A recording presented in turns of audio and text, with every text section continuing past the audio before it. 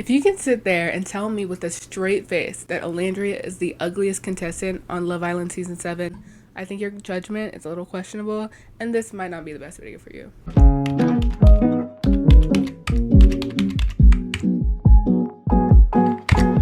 Hi, hello, my name is Lily. Welcome to my channel where I talk about things that interest me on the internet. Today, we're talking about this Love Island mess. Personally, I haven't watched the latest season of Love Island because, frankly, I think the show is a little bit corny. Oh shoot! But, that being said, I am very invested in what people on the internet are talking about, so as a result, I know everything there is to know about the show. Every islander, every challenge, I know all the couples, I know all the beef between everybody, I know why people are mad at Hutter right now, I know people love Amaya Papaya, I know everything about everything. Olandria in particular has stood out to me because of the polarizing views on her appearance and how much content people are making like surrounding that, especially on TikTok. It's very weird like to make content based on somebody's appearance, but when you're on a show as public as Love Island with the type of things that happen on the show, it kind of makes sense to me why people would be talking about how hot everybody is. So that I'm not hating on the community for that, I just think it's a little weird.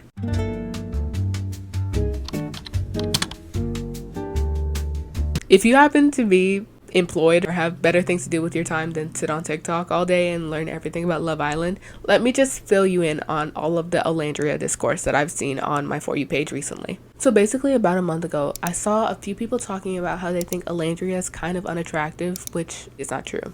I'm just saying, I don't think that that's true. But a lot of people were saying that she's unattractive, she was chopped, whatever. People were saying that. There's this girl, Carmen, who made a series of videos basically utilizing TikTok audios and sounds to say that she didn't think Olandria was very cute, which is an opinion, but it was definitely weird how she put it together. I'll go ahead and play some of the videos for you. You're not very pretty, and you're not very bright. I'm so glad we had that talk. Be nice. I'm finding it. It take you that long to It find does. It does. Carmen. What were we thinking with this one? That was awful, and it made you look bad. Your racism, it's showing to everybody. Girl, hide that up right now. I don't think I have to paint out the picture for you guys to see why it's weird for this woman to make videos about Olandria and try and excuse it as not racist when clearly there's some racial and colorist undertones to this whole conversation and the fact that she keeps bringing this woman up. So instead, I'll go ahead and move on to the next woman I wanted to talk about. This one video that blew up was this woman talking about a conversation with her boyfriend where she asked him, who do you think is hotter, Olandria or Clark? And he goes, Clark, because Olandria has a quote-unquote strong face. Weird. I'll roll the clip. That's my man. Who looked better, Clark or Olandria? He said Clark looked better because Olandria got a strong ass face. There's nothing we can do about that. That's probably exactly how Taylor feels, actually. Like, Olandria is very masculine looking. Like, did y'all not peep that? Or okay. If you were to take a side-by-side of these two women, put their pictures straight next to each other, you would see that there is no obvious difference in the strength of their facial features. Neither of them has a more intense face than the other one. It's not true. So his comment and him picking the lighter woman and saying that she's more pretty is, I mean, it's objectively a colorist take. So that's that situation.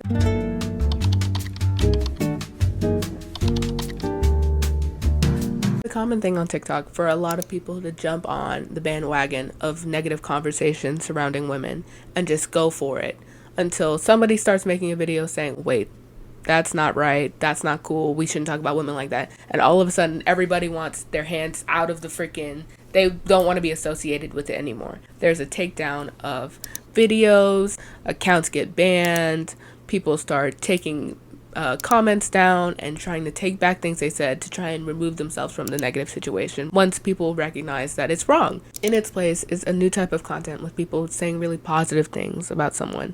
In this case with Olandria, people were pushing how she actually has a very elegant face, how she has sort of an editorial look, how she is pretty in the way a wealthy man's wife is pretty, how she's pretty in an out of your tax bracket type of way, you know? This shift in the conversation really begs the question for me. Why can everyone agree that Olandria looks expensive, but not that she's attractive? Let's investigate. Let's start by defining what this rich girl or this wealthy girl type of pretty looks like. Most people would define it as classic features, pretty even proportions, maybe even an old money or a clean girl aesthetic for their style. Think Bella Hadid, Kerry Washington, Sophia Richie, Hailey Bieber, Nara Smith, all beautiful women, but they have a very expensive look to them. Now, if we look at the infamous Instagram face or Instagram pretty, that can be characterized as cat-like eyes, high cheekbones, full lips, possibly done with lip filler, maybe a nose job or two. It's a popular look right now, this homogeneous, perfect face. Think Kim K, Megan Fox, Huda from Love Island. But there's obvious differences between the two. And what is more accessible and frequent for the everyday doom scroller like you and I? I'll give you a hint. It's Instagram face. It's Instagram pretty. It's everywhere. And there is where the problem is.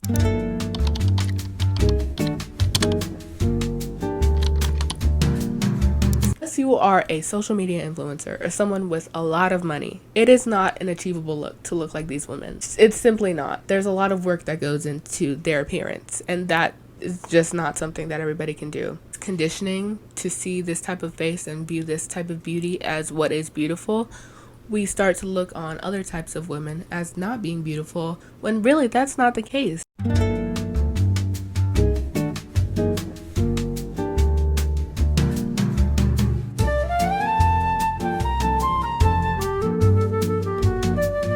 On top of the fact that we're constantly fed this one idea of beauty, this one model, this one box that we should fit into for what a beautiful woman looks like, we have shows like Love Island and like Big Brother that close off their contestants from the outside world. You know, there's a separation between them and us, and I feel like a lot of people can view these types of shows as social experiments, and the things that happen in the shows and the people on the shows to be people who are not really people. They're just characters that we can start talking about. Like, I've seen people talk about Olandria the same way that people talk about Meredith Grey from Grey's Anatomy, as if she's not a real person, which is crazy because she is. Shows like Love Island allow for people with limited perceptions of beauty, which is caused by doom scrolling on people on Instagram all day, to broadcast their opinions on attractiveness to young, impressionable people, which is not okay considering how negative these conversations can be. And I think it's really easy for people to forget that beauty is not a universal scale that everybody understands.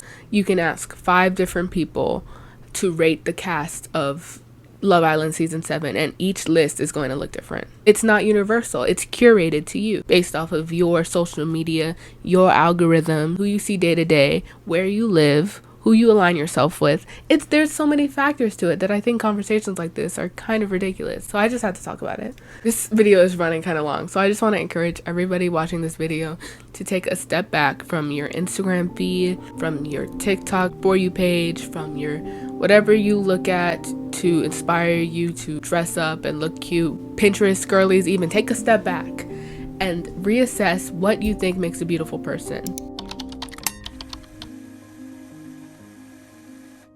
Anyways, that's all I have to say today. Thank you so much for watching this video. If you got to this point, I really appreciate that. If you want to see more of me, I definitely recommend subscribing or liking the video or something. And if not, I will take that personal.